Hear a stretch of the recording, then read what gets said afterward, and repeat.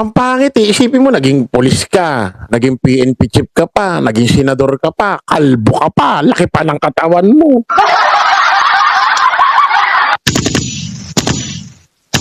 Diba?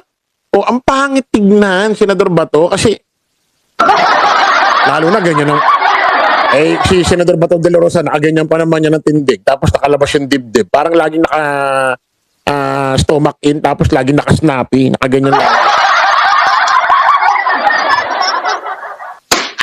Tapos ganun yung nakita sa video. Ang pangit nga. Maniwala ka, Senador Bato.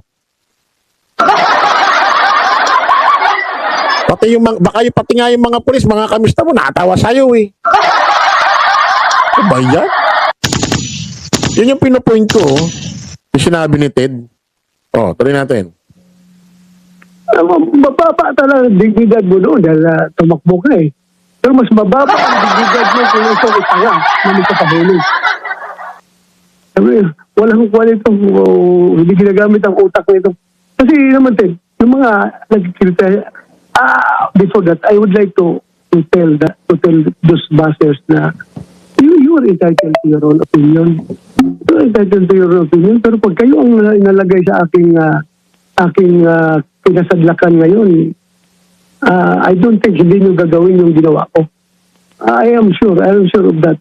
Hindi kasi kayo ang andito sa sitwasyon na ito. Pero pag kayo, ganun din naman siguro ang gagawin ninyo. Hindi hindi Hindi lahat ng hinuhuli, ganyan ha. Laila de Lima, hindi tumakbo. Si dating Senador Antonio Trillanes, naaresto, hindi tumakbo. Yang kausap mo, alam mo ba, hindi rin tumakbo yan, si Kated Pilot. Hindi rin tumakbo yan. Kung naaalala nyo, di ba dati? Naaalala nyo yung tungkol sa misis niya, pinagbintangan siya. Pinarepentes pa nga siya eh. Ewan ko kung alam niyo yun. Matagal na yun, hindi ko na ungkatin. Hindi rin naman tumakbo yan.